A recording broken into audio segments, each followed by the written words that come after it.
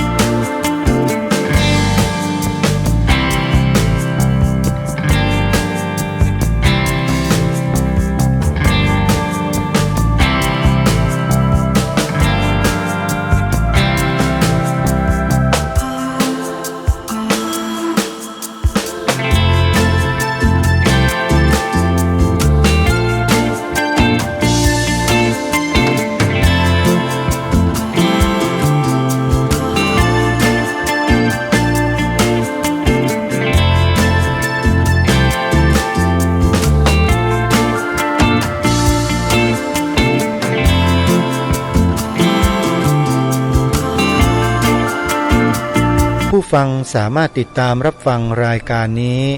ผ่านทางสถานีวิทยุพระพุทธศาสนาแห่งชาติคลื่นต่างๆที่ออกรายการคดีโลกคดีธรรมได้ตามภูมิภาคดังนี้สถานีวิทยุพระพุทธศาสนาแห่งชาติประจำจังหวัดเชียงใหม่วัดหนองกายอำเภอแม่แตงจังหวัดเชียงใหม่ FM 99.75 เมกะเฮิรตซ์ออกรายการนี้เวลา 9 นาฬิกาและสถานีวิทยุพระพุทธศาสนาแห่งชาติประจำจังหวัดเชียงใหม่อีกคลื่นหนึ่งวัดฝายหินอำเภอเมืองจังหวัดเชียงใหม่ FM 104.50 เมกะเฮิรตซ์ออกรายการนี้เวลา 11 นาฬิกาสถานีวิทยุพระพุทธศาสนาแห่งชาติประจำจังหวัดเลยวัดป่าจริยธรรมอำเภอนาด้วงจังหวัดเลยคลื่น FM 96.50 เมกะเฮิรตซ์ออกรายการนี้เวลา 10 นาฬิกาและ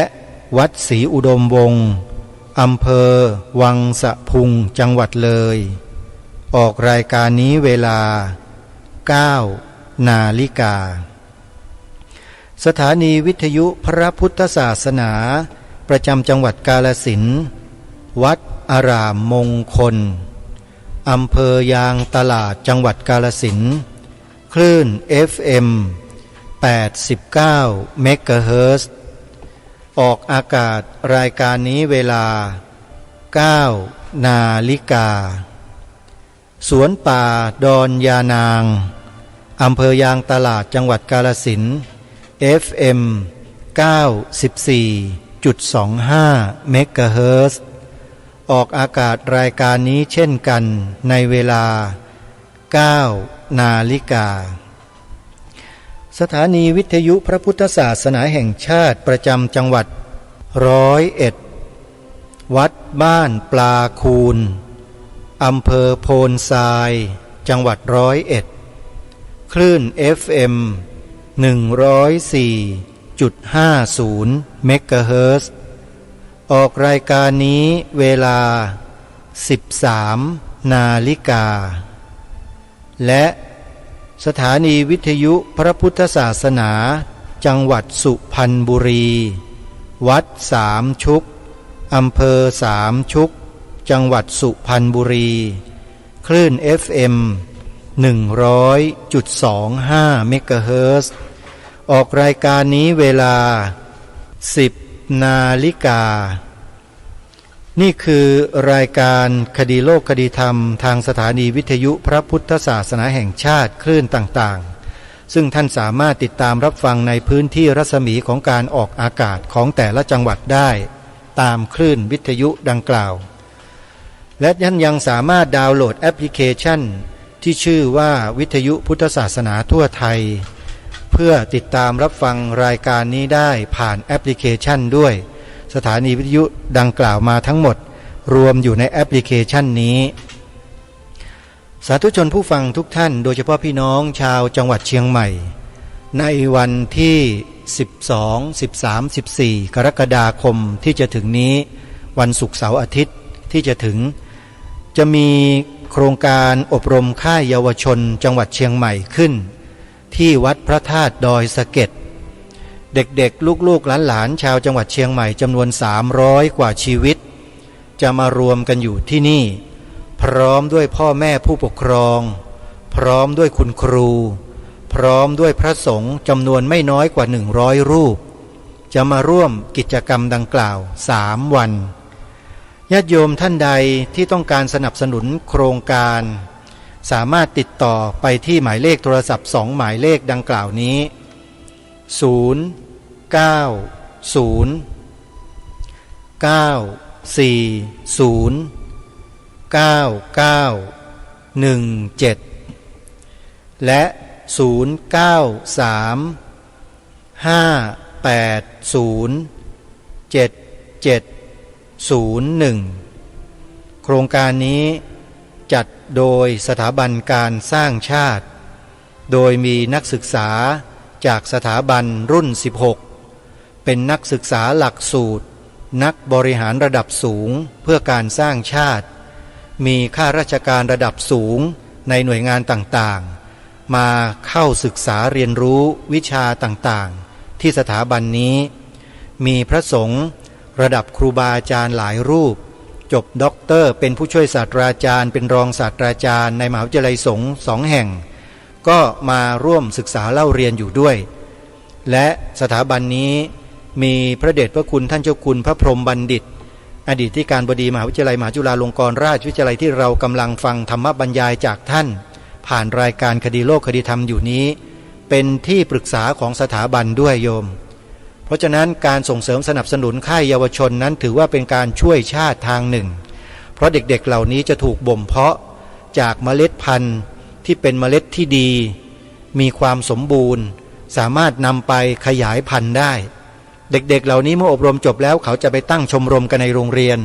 เพื่อควานหาคนดีๆในโรงเรียนมารวมกลุ่มกันตั้งเป็นชมรมแล้วก็ทำสิ่งที่ดีมีประโยชน์ต่อส่วนรวมด้วยกันนี่คือหลักการหลักๆเลยของสถาบันนี้ต้องการสร้างนิสัยสร้างแนวคิดให้ทุกคนในสังคมนั้นเห็นแก่ประโยชน์ส่วนรวมถ้าใครเห็นว่ามีประโยชน์ไปร่วมกันสนับสนุนนะโยมนะโทรศัพท์ไปสอบถามรายละเอียดเพิ่มเติมที่2 หมายเลขนี้อีกครั้งหนึ่งนะโยมโทรไปที่092-940-9917หรือ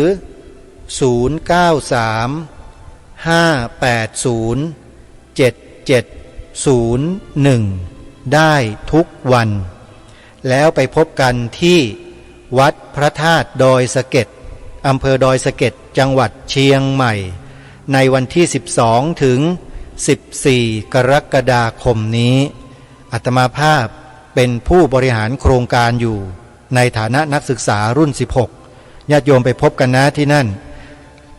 ในช่วงนี้เป็นช่วงของการรับสมัครผู้ชายไทยอายุครบบวช20 ปีบริบูรณ์ขึ้นไป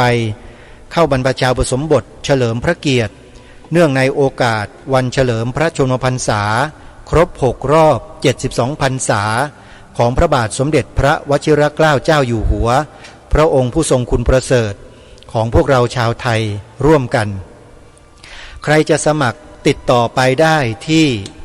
หมายเลขโทรศัพท์053-374-488 อันนี้เฉพาะในจังหวัดเชียงใหม่นะฮะเฉพาะในจังหวัดเชียงใหม่2 หมายเลขนี้นะ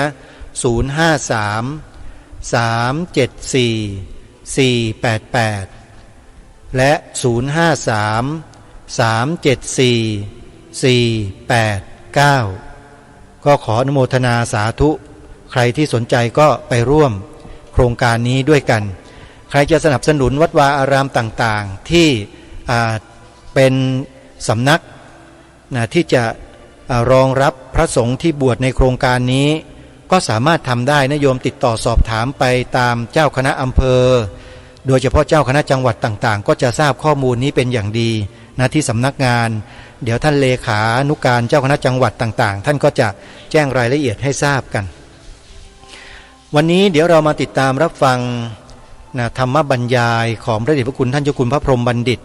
กรรมการมหาเถรสมาคมอดีตอธิการบดีมหาวิทยาลัยมหาจุฬาลงกรณราชวิทยาลัยท่านได้พูดไว้ถึงเรื่องของพระเจ้าอโศกมหาราชกับพระพุทธศาสนาไว้ได้อย่างน่าสนใจซึ่งกำลังมาถึงในช่วงของการอุปสมบทในสมัยรัชสมัยของพระเจ้าอโศกมหาราชว่ามีผู้ปลอมบวชเข้ามานี่เยอะมากและท่านเจ้าคุณพระพรหมบัณฑิตเนี่ยก็ให้ฉายาพวกนี้อุปมาอุปไมยเหมือนกับพวกนกกาเหว่านกกาเหว่ามีสัญชาตญาณอย่างไรทำอย่างไรเดี๋ยวเราไปติดตามรับฟังเนื้อหาสาระในวันนี้ในช่วงต่อไปพร้อมๆกันได้นะบัดนี้เหมือนพวกปลอมมารวมหัวกันพระที่ไหนมาไล่เจ้าอาวาสดีๆไปหมดเลยยึดวัดเลยนะไอ้พวกกะเหว่าเนี่ย ยึดเงินวัดเลยนะพระกาเหว่าบวชเยอะเลยในสมัยนั้นอ่ะอันนี้เล่าเรื่องสมัยพระเจ้าอโศกนะใครจะเดือดร้อนสมัยนี้ก็มันไม่เกี่ยวอาตมาไม่ได้พูดถึงเขาบอกให้ถึงสถานการณ์ปัจจุบันก็เล่านิดหน่อยเอาเรื่องพระเจ้าอโศกดีกว่าเป็นประเภทอย่างเนี้ยเยอะพระกาเหว่าในวัดอโศการามพระดีๆเลยถูกเบียดไปอยู่ขอบเวลาลงโบสถ์นะปาติโมกข์ใช่ไหมพระกาเหว่ายึดเต็มไปหมดพระแท้ไม่กล้าไม่ลงไปร่วมสังฆกรรมเลย7 ปีเลยไม่มีการลงโบสถ์เพราะมันไม่ถูกกันมันคนละก๊กลงละลัทธิคนก็มาบอกพระเจ้าอโศกท่านลองคิดนับจากที่สร้างวัดมาเนี่ย7 ปีไม่สามารถลงอุโบสถสังฆกรรมร่วมกันพระเจ้าอโศกพอทราบเขาก็เลยสั่งอมาตย์น่าจะเป็นพวกฝ่ายทหารนะบอกไปช่วยดูให้พระลงโบสถ์เกิดความสามัคคีกันหน่อยอมาตย์คนนี้ปกติมีหน้าที่ในการปราบจลาจลฝูงชนทะเลาะกันเขาก็ไปคุมใครทะเลาะกันจลาจลที่ไหนแกก็ไปปราบเพราะฉะนั้นพอบอกว่าไปที่นี่วัดมันมีปัญหาจลาจลนี่ไม่สามัคคีกันเนี่ยเขาก็ใช้ยุทธศาสตร์กลอุบายเดียวกันกลยุทธ์เดียวกันเรียกประชุมพระทางวัดแต่ไม่ได้ประชุมในโบสถ์นะประชุมบนศาลา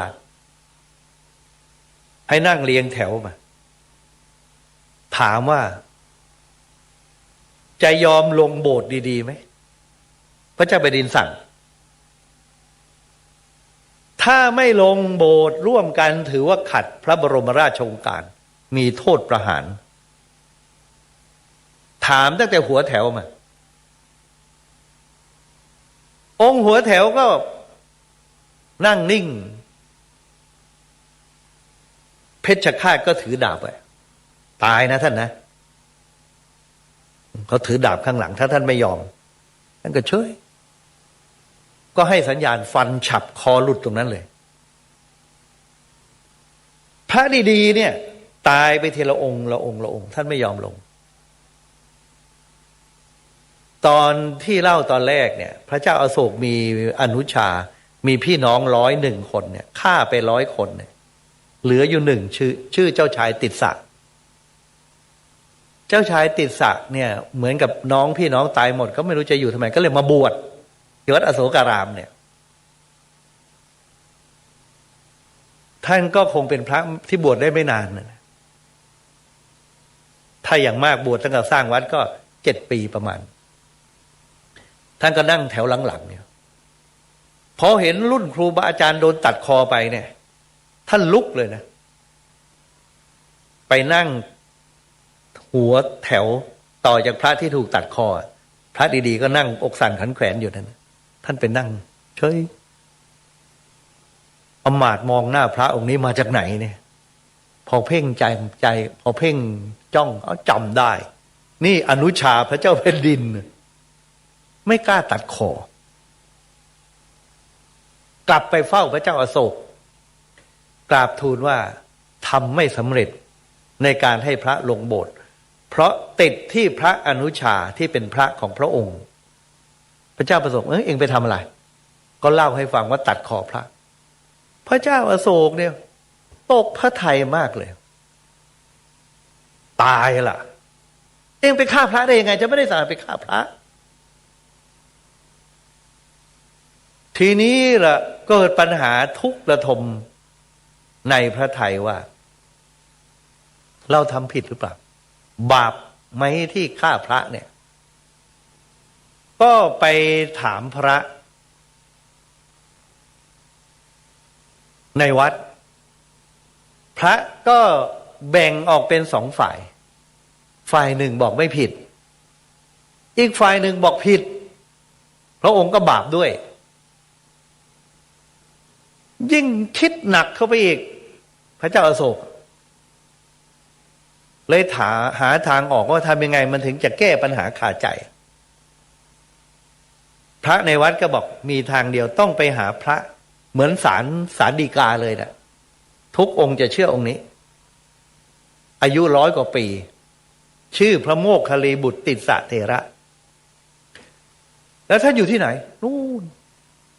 ถ้ำหรือกุฏิในป่าหิมพานต์ต้นน้ำแม่น้ำคงคานะต้องทวนน้ำขึ้นไปแล้วท่านสันโดษนิมนต์ท่านมาแล้วท่านจะตอบคำถามให้หายข้อสงสัยพระเจ้าอโศกก็ส่งคณะทูตไปนิมนต์มาเพื่อบอกพระเจ้าแผ่นดินนิมนต์ไป2 ครั้งไม่มาก็ไปถามพระทำไมท่านไม่รับนิมนต์พระบอกว่าพระองค์ส่งสารผิดที่จริงต้องไปบอกท่านว่าเวลานิมนต์เนี่ยอย่าไปอ้างกษัตริย์ท่านไม่มาหรอกแต่ต้องอ้างว่าพระศาสนามีภัยให้ช่วยมาระงับภัยพระศาสนาท่านจะมาพอครั้งที่3ไปบอกอย่างนี้ท่านมาจริงอายุมากแล้วพระเจ้าอโศกก็ศรัทธาก็ต้อนรับแล้วก็ถามปัญหาพอถึงโอกาสสมควรก็ถามปัญหาว่าเล่าเรื่องให้ฟังว่าอมาตย์เนี่ยไปตัดคอพระโยมจะบาปไหมพระโมคคัลลีบุตรท่านก็ถามว่าตอนที่พระองค์ส่งอมาตย์ไปได้ตรัสสั่งให้ไปฆ่าพระหรือเปล่าล่ะไม่ได้สั่งแสดงว่าพระองค์ไม่ได้เจตนาเจตนาหังภิกขเวกัมมังวทามิพุทธเจ้าตรัสว่าภิกษุทั้งหลายเรากล่าวเจตนาว่าเป็นกรรมเจตนาแล้วจึงทำกรรมในนิทานชาดกท่านเล่านิทานชาดกให้พระเจ้าอโศกฟังว่ามีนกกระทาตัวหนึ่งเสียงเพราะรูปสวยถูกจับแล้วไม่ได้ถูกแกงเป็นอาหารเพราะนายพรานเก็บเอาไว้เป็นนกต่อล่อให้นกกระทาตัวอื่นมาติดบ่วงก็ทำเป็นกันอย่างนี้ตอนแรกไม่รู้นกกระทาไม่รู้ก็ร้องไพเราะเพราะพริ้งอยู่ในป่านกตัวอื่นนกกระทาตัวอื่น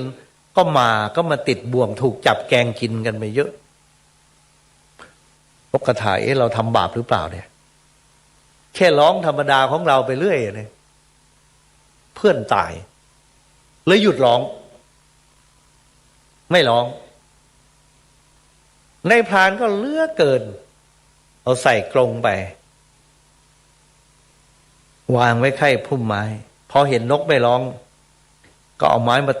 ยื่นมาจากพุ่มไม้ตีหัวนกมันก็ร้องสิพอนกร้องไอ้ตัวอื่นมาติดบ่วงโดนจับอีก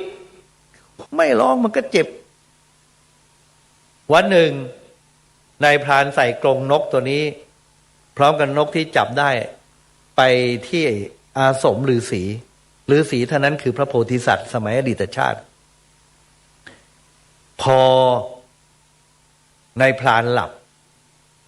นกก็ถามปัญหากับพระโพธิสัตว์ว่าเนี่ยเป็นอย่างนี้มาเนี่ยไม่ได้ตั้งใจเลยไม่ได้ร้องให้เพื่อนนั่นโดนจับได้โดนตีหัวอย่างเงี้ยแล้วเพื่อนมาตายอย่างงี้จะบาปไหมพระโพธิสัตว์ก็อธิบายว่าไม่บาปอย่างไรมหาบพิตรก็เป็นเช่นนี้แหละโมคคัลลีบุตรติสสะเถระเฉลยสบายพระทัยพระเจ้าอโศกแต่ที่มันเป็นอย่างนี้นะพระเจ้าอโศกว่าพระปลอมบวชเยอะแล้วเราจะรู้ได้ไงว่าพระจริงพระปลอมเกิดปัญหาใหม่ละจะสะสางเอาพระปลอมออกได้ยังไงพระโมคคัลลีบุตรบอกไม่ยากทำยังไงสอบไล่คนไหนพระปลอมสอบตกก็สึกไปเลยถ้าตอบปัญหาผิดนะจับสึกเลยเพราะมันปลอมบวชนี่ไม่ได้เรียนธรรมะนี่ถามธรรมะง่ายๆพระพุทธเจ้าสอนอะไรถ้าเอาที่ตัวเองมาบอกว่าพระพุทธเจ้าสอนอันนี้นะจับสึกก็ตั้งคณะกรรมการสอบ พระผู้ใหญ่เป็นผู้สอบ พระเจ้าอโศกแอบอยู่ในม่านข้างหลังคอยฟังดูว่าจะตอบถูกตอบผิด ถามว่าพระพุทธเจ้าสอนอะไรตอบให้ดีนะ กิ้งวาทีมหาสมโน พระมหาสมณะมีวาทะว่าอะไรใครตอบว่าสัสตะวาทะสอนว่าเที่ยงใช่ไหมโดนจับศึกอุเฉทวาทะสอนว่าขาดศูนย์โดนจับศึกสอนอะไรที่มันผิดว่าถ้าผิดศึกหมด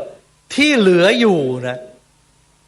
ตอบว่าวิพัชชวาทีท่านที่เหลือรอดมาจากสมัยนั้นไม่โดนจับศึกต้องตอบว่าวิพัชชวาทีพระพุทธเจ้าเป็นวิพัชชวาทและพุทธศาสนาวิพัชชวาทนี่แหละที่ไปลังกาจากลังกามาสุโขทัยเพราะฉะนั้นพุทธศาสนาในประเทศไทยเนี่ยเป็นวิพัชชวาที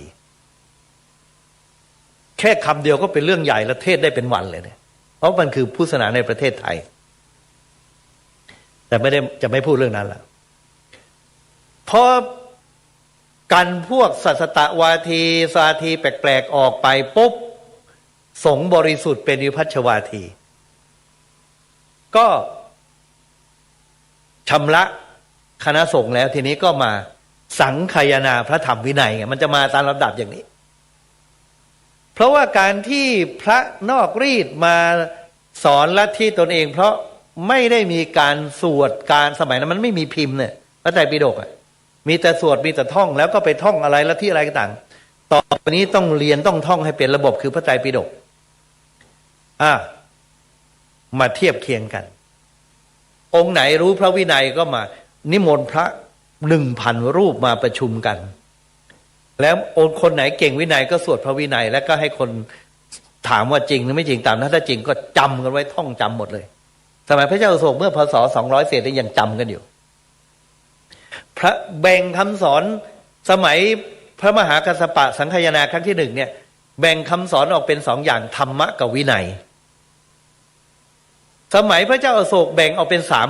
3พระวินัยพระสูตรพระอภิธรรมในการสังคายนาครั้งนี้เป็นครั้งแรกที่เกิดวินัยไตรปิฎกแล้วก็ท่องจำกันพอท่องจำกันมาเสร็จเรียบร้อยส่งพระธรรมทูต9 สายไปประกาศพระศาสนา9 สายมีอะไรบ้างถ้านับตามสมัยนี้ก็จากปาตลีบุตรมคธนะก็จะไปแคชเมียร์ใครไปอินเดียคงจะนึกออกภาคเหนือไปมหิสมันดาระก็คือแถวไมซอร์ภาคใต้ไปวานาวสีแต่ภาคใต้ของอินเดียไปภาคเหนือที่คุชราชไปมหาราชตระที่น่าสนใจคือนี้กลุ่มที่สายที่6ไปโยนะหรือโยนกก็คือเชื้อสายพระเจ้าอโศกที่ปกครองแถวอัฟกานิสถานปากีสถานที่พระเจ้าอโศกทิ้งนักรบเอาไว้ให้ปกครองในพศ200ที่ส่งไปเนี่ยทำให้นับถือพุทธศาสนาพศ500หรือ400เศษเชื้อสายนี้นับถือพุทธศาสนาแล้วก่อให้เกิดพระยามิลินเมนันเดอร์มหาราชเชื้อสายกรีกนี่แหละที่โต้วาทีกับพระนาคเษนสายโยนะเนี่ยโยนกเนี่ยโยนวะชื่อเมนันเดอร์มหาราชก็คือพระยามิลินโต้วาทีกับพระนาคเษนอันนั้นหลังจากที่ส่งไปสัก100-200 ปีก็เกิดชาวกรีกและกษัตริย์โยนะคือเมนันเดอร์เนี่ยประมาณพศ400-500เนี่ยทำไมไม่มีพระพุทธรูปเลยนะอยู่มาตั้ง400 ปี500 ปีพระเจ้านิพพานไปทำไมไม่มีพุทธรูปกลัวบาปกลัวทำไม่เหมือนคนกรีกเขายังมีรูปเทพเจ้าเลยไม่เห็นกลัวบาปเลยก็เลยทำพุทธรูปแบบอินเดียขึ้นครั้งแรกในแคว้นกรีกเนี่ยก็คืออินเดียในแถวอัฟกานิสถานปากีสถานเนี่ยโดยพระยามิลินนี่แหละ ก็เลยหน้าตาพุทธรูปปางแรกเนี่ยแรกๆเนี่ยนั่งห้อยพระบาทเหมือนฝรั่งเหมือนเทพเจ้ากรีกหน้าแบบฝรั่งปางขันธาระ อีกกลุ่มหนึ่งก็จะไปแถวหิมาลัยที่สำคัญที่สุดก็คือสุวรรณภูมิซึ่งพระโสนพระอุตระนำมาก็พม่าก็บอกว่าอยู่แถวสะเทิมนะแม่น้ำสะเทิมแถวดินแดนมอญเราก็บอกอยู่นครปฐมก็เอาเป็นว่าเนี่ยสุวรรณภูมิ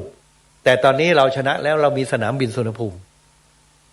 เถียงไม่ได้ละสายที่9ที่ว่าสำคัญมากคือไปศรีลังกาโดยพระมหินทะพระโอรสกับพระนางสังฆมิตาภิกษุณีเนี่ยนำไปตรงนี้แหละพอไปศรีลังกาเนี่ยนะประมาณพศ200เศษเนี่ยท่านลองคิดดูนะยังท่องพระไตรปิฎกกันอยู่พระไตรปิฎกที่ท่องกันอยู่เนี่ยอยู่ในลังกาตั้งแต่พศ200สิว่า250 260พศเนี่ยจนอยู่มาอีก200ปีพศ430สมัยพระเจ้าวัตถคามณีอภัยในศรีลังกา430เกิดข้าวยากหมากแพงพระที่ท่องพระไตรปิฎกเกิดข้าวยากหมากแพง12ปีเพราะลบกันระหว่างทมิฬกษัตริย์ทมิฬกับพระเจ้าวัตถคามณีอภัยทำให้ต้องหาพระท่องพระไตรปิฎกยากเพราะหนีไปอยู่ประเทศอื่นช่วงข้าวยากหมากแพงตายไปบ้างอะไรบ้างกลัวพระไตรปิฎกจะสูญหายไปกับพระที่มรณภาพจึงให้พระเหล่านั้นมาท่องสังคายนาท่องแล้วก็จารึกลงในใบลานเป็นครั้งแรกในโลกพศ430โดยประมาณศรีลังกาจึงชื่อว่าได้รักษาพระไตรปิฎกอย่างที่เป็นอยู่ทุกวันนี้เป็นอักษรสิงหนในประมาณพศ1700พระเจ้าปรักกมพาหุได้ชำระพระไตรปิฎกพระทั่วแถวนี้ในเอเชียตะวันออกเฉียงใต้เนี่ยไปเรียนในลังกาพอไปเรียนที่ลังกาปุ๊บเอามาอยู่ที่นครศรีธรรมราชพ่อขุนรามคำแหง1800ก็ส่งไปนิมนต์พระจากนครศรีธรรมราชมาอยู่สุโขทัยเป็นสายลังกาวงศ์ซึ่งสืบพระไตรปิฎกมาจากพระมหินจากพระเจ้าอโศกมหาราชมาเป็นพุทธศาสนาแบบไทยในปัจจุบันเราจะเห็นสายเนี่ย9สายเนี่ยปาตารีบุตรอยู่ตรงนี้ไปแคชเมียร์ไปกรีกเนี่ยพญามิลินอยู่ทางนี้ไปหิมาลัยแล้วก็ไปต่างๆจนกระทั่งมาภาคใต้อีกสายหนึ่งนี่ก็คือไปลังกาอีกสายหนึ่งมาสุวรรณภูมิตีถือว่าขึ้นตรงไหนก็แล้วแต่เนี่ยน่าจะแถวเนี้ยบ้านเราเนี่ยแหละจากลังกาเนี่ยนะพระเจ้าพระมหินนำไปเนี่ยต้นศรีมหาโพธิ์ด้วยนะขณะเอาต้นศรีมหาโพธิ์คล้ายๆต่อตาเนี่ยจากสมัยพระเจ้าอโศกเนี่ยไปปลูกที่อนุราธปุระตอนนั้นเมืองหลวงอยู่ที่อนุราธปุระ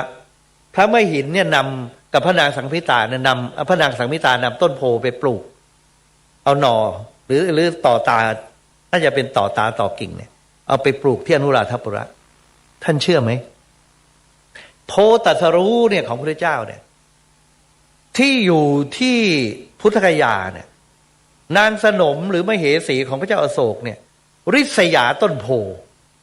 ที่พระเจ้าอโศกไม่อยู่ค้างคืนในวังเอาแต่ไปนอนอยู่ใต้ต้นโพไม่กลับบ้านกลับช่องทราบว่าไปเฝ้าต้นโพอยู่แล้วเอายาพิษไปทำให้ต้นโพตายรุ่นที่พุทธเจ้าตรัสรู้น่ะตายแต่แม้พระเจ้าอโศกเนี่ยพระเจ้าอโศกเสียพระทัยมากก็จะทำไงบอกเอาน้ำนมพรมพระบอกแล้วหน่อขึ้นตรงไหนตรงนั้นแหละสืบต่อก็ขึ้นมาจริงๆแล้วต่อมาก็ถูกทำลายอีกนะโดยต่างศาสนาต้นโพต้นปัจจุบันเนี่ยเป็นรุ่นที่4นะท่านต้นโพที่ถูกทำลาย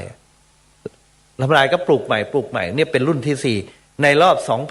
2,500 กว่าปีเนี่ยแต่เชื่อไหมต้นโพที่ไม่ถูกทำลายและไม่เคยตายและยังอยู่ทุกวันนี้ก็คือต้นโพที่พระนางสังฆมิตาเนี่ยเอาไปปลูกไว้ที่ศรีลังกาชื่ออนุราธปุระทุกวันนี้เวลาเราปลูกเราเรียกโพลังกาไงเพราะเอามาจากต้นฉบับล้อมอย่างดีเลยต้นก็เอียงอย่างนี้นะเขาต้องทำอะไรพยุงไว้ท่านลองไปดูตอนเกิดลบกับพวกทมิฬนะเอาระเบิดไปเลยนะจะทำลายต้นโพระเบิดมันก็ระเบิดแต่ต้นโพไม่เป็นไรอ่ะเป็นศูนย์รวมใจของชาวพุทธของคนศรีลังกาเพราะฉะนั้นเราก็จะได้ยินโพอินเดียก็คือพุทธคยาโพลังกาแต่โพลังกาถือว่าเป็นออริจินอลในทางประวัติศาสตร์เป็นต้นฉบับทีนี้จะมาพูดถึงด้านศีลธรรมบ้างอันนี้เล่าประวัติศาสตร์เรื่องพระราชกรณียกิจของพระเจ้าอโศกเนี่ยที่มีผลต่อสังคมรุ่นหลังๆอันหนึ่งก็คือท่านทราบไหมคนอินเดียครึ่งประเทศ1,000 กว่าล้านเนี่ย1,400 ล้านเนี่ยครึ่งประเทศไม่ทานเนื้อสัตว์เขาเรียกเวเจเทเรียนเนี่ยทานผักแล้วเคร่งครัดด้วยถ้าเป็นเวเจเทเรียนเป็นมังสวิรัตินะเครื่องประกอบปรุงอาหารเนี่ยห้ามเอาผู้ที่มันปรุงเนื้อเพราะฉะนั้นภัตตาคารบางแห่งเนี่ยห้ามใช้จานผสมกันไม่ใช่ว่าจานนี้ไปเสิร์ฟคนทานเนื้อแล้วก็เอามาเสิร์ฟคนมังสวิรัติในพวกภัตตาคารที่ยังเคร่งครัดอยู่เนี่ยเขาไม่ใช้จานท่านไปอินเดียเนี่ยนะท่านลองสังเกตโดยเฉพาะในภาคใต้ใช้ใบตองที่ใหม่ไม่เคยมีใครยังมีนวลตองอยู่เนี่ยดีมากเลยนะเอาใบตองวางปุ๊บคนก็เอาตักข้าวใส่ให้เอาแกงใส่ให้แล้วอะไรทันมือเปิบสิอาตมาก็ไปฉันมาแล้วตามภัตตาคารเนี่ยมังสวิรัติแล้วตามรถไฟเนี่ยท่านเห็นไหมเขาจะมีกะลำใจชาร้อนไม่ให้วรรณะอื่นมาใช้ปนเป็นถ้วยดินเผาใส่แล้วก็ดื่มชาเสร็จทุบทิ้งเลยไม่ให้วรรณะต่ำมาใช้แต่ที่ประเด็นที่พูดตรงนี้ก็คือ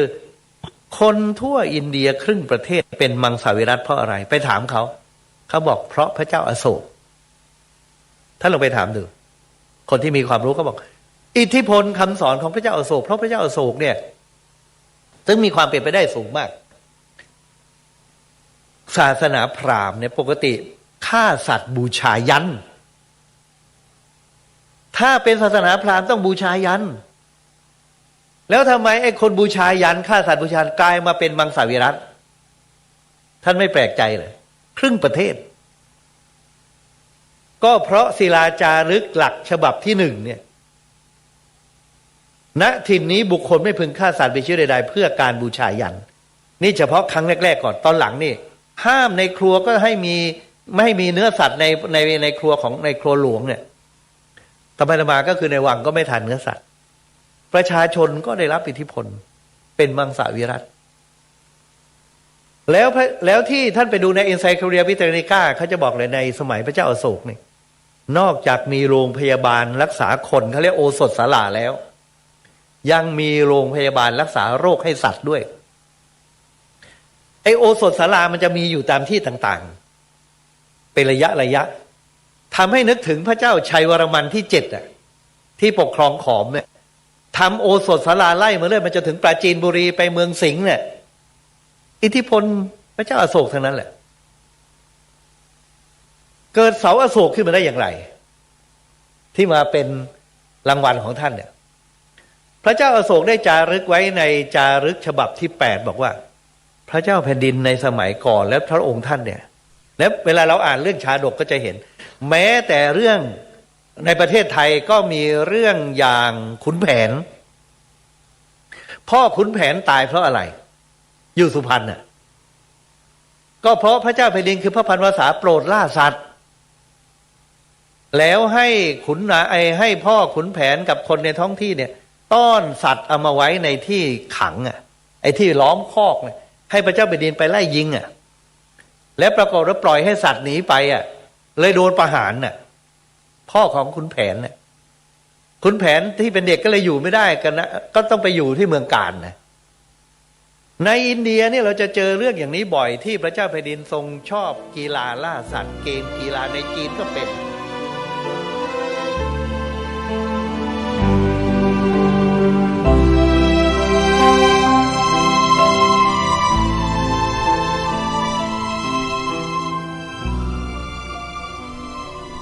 สาธุชนผู้ฟังทุกท่านก็ขอนำเสียงของพระเดชพระคุณท่านยุติลงไว้แต่เพียงเท่านี้ก่อนเป็นการสรุปในช่วงท้ายในรายการและเดี๋ยววันพรุ่งนี้เรามาติดตามรับฟังกันใหม่จนจบซึ่งเหลืออยู่อีกช่วงสุดท้ายช่วงเดียวแล้วซึ่งพระเดชพระคุณท่านได้ปรารภมาถึงเรื่องของเสาอโศกที่มาของเสาอโศกแล้วก็พูดถึงขุนแผนว่าทำไมขุนแผนจึงอยู่สุพรรณบุรีไม่ได้เรื่องราวเป็นมาอย่างไรเกี่ยวข้องอะไรกับเสาอโศกเดี๋ยวเรามาติดตามรับฟังกันในวันพรุ่งนี้แล้วกันนะทีนี้ปรารภช่วงท้ายรายการสักนิดหนึ่ง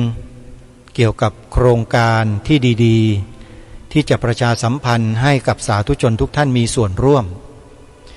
เนื่องด้วยในปีพระพุทธศักราช 2567 นี้เป็นปีครบรอบ200 ปีทรงผนวดของพระบาทสมเด็จพระจอมเกล้าเจ้าอยู่หัวรัชกาลที่ 4วัดสำคัญต่างๆในสังฆมณฑลต่างก็ร่วมกันจัดงานถวายเป็นพระราชกุศลแด่พระองค์ท่านไม่ว่าจะเป็นวัดราชาธิวาสวิหารวัดบวรนิเวศวิหารวัดมกุฏกษัตริยารามวัดราชประดิษฐ์สถิตมหาสีมารามก็ตามทั้ง4วัดใหญ่ๆนี้จะเป็นหลักในการจัดนิทรรศการเฉลิมพระเกียรติแด่พระบาทสมเด็จพระจอมเกล้าเจ้าอยู่หัวรัชกาลที่ 4เนื่องในโอกาสวันครบรอบ200 ปีทรงผนวดนิทรรศการนั้นมีความน่าสนใจอยู่หลายๆประการโดยเฉพาะพระราชประวัติของพระองค์ท่านที่ทรงตั้งคณะธรรมยุทธ์ขึ้นญาติโยมพุทธบริษัทหลายๆท่านยังไม่ค่อยจะเข้าใจถึงนิกายหรือคณะของสงฆ์ในเมืองไทยว่ามี2 คณะคณะธรรมยุทธ์เป็นอย่างไรคณะมหานิกายเป็นอย่างไรเชื่อว่างานนิทรรศการวันสำคัญดังกล่าวที่ทางวัดราชาธิวาสวิหารวัดบวรนิเวศวิหารวัดราชประดิษฐ์สถิตมหาสีมารามวัดมกุฏกษัตริยารามทั้ง4วัดจัดขึ้นในส่วนกลางกรุงเทพมหานครทั้ง4วัดนี้น่าจะมีคำตอบและทำให้พวกเราที่มีข้อสงสัยในความเป็นธรรมยุทธ์เนี่ยจะได้หายข้อสงสัยเหล่านี้ไปอย่างมากมายเลยทีเดียวใครสนใจติดตามงานนิทรรศการดังกล่าวเพื่อจะเข้าชมก็ขอเชิญได้ก็จะมีกันไปตั้งแต่วันที่1ถึง10 กรกฎาคมทั้ง4วัดเลยใครใกล้ที่ไหนสะดวกที่ไหนอย่างไรก็ไปกันที่นั่นแต่ในงานนั้นเขาจะมีการเช็คอินเพื่อไปสแตมป์ตราประทับของแต่ละวัดทั้ง4วัดด้วยถ้าใครสามารถไปครบทั้ง4วัดแล้วนำใบที่สแตมป์เนี่ยครบ4วัดไปแลกของที่ระลึกในงานนี้ที่วัดบวรนิเวศวิหารได้ด้วยเป็นอะไรที่น่าสนใจนะโยมนะอาตมาภาพเองก็จะหาโอกาสหาเวลาไปเที่ยวชมงานดังกล่าวนี้แน่นอนเพราะถือว่าเป็นเรื่องใหญ่เรื่องสำคัญเป็นเรื่องเกี่ยวกับสถาบันพระมหากษัตริย์กับพระพุทธศาสนาของเราโดยตรงเลยเรื่องนี้เรื่องใหญ่เรื่องสำคัญมากคนไทยหลายคนในยุคนี้ไม่ค่อยจะรู้จักไม่ค่อยจะเข้าใจถึงสิ่งเหล่านี้ซึ่งเป็นที่มาที่ไปเป็นรากเหง้าของความเจริญรุ่งเรืองความมั่นคงของพระบวรพุทธศาสนาในประเทศไทยของเราด้วยและเป็นความมั่นคงของชาติบ้านเมืองของเราด้วยสาเหตุปัจจัยหลักๆอยู่ในงานนิทรรศการดังกล่าวนี้ถ้าใครต้องการศึกษาเรียนรู้ก็ขอเชิญนะโยมนะ1ถึง10 กรกฎาคมนี้ที่4วัดมี วัดราชาธิวาสวิหาร วัดบวรนิเวศวิหาร วัดราชประดิษฐ์สถิตมหาศรีมาราม วัดมกุฏกษัตริยารามนะเชิญไปเที่ยวชมนิทรรศการดังกล่าวได้พระคุณเจ้าก็นิมนต์นะครับไปชมนิทรรศการดังกล่าวจะได้ความรู้เพิ่มเติมจำนวนมากเลยทีเดียวนะทุกวันนี้คณะสงฆ์ทั้งฝ่ายธรรมยุทธ์และมหานิกายของเรานั้นร่วมแรงแข็งขันทำงานร่วมกันอย่างเป็นความสามัคคีกันมากเยอะแยะมากมายเลยตอนนี้เราจะไม่มีการ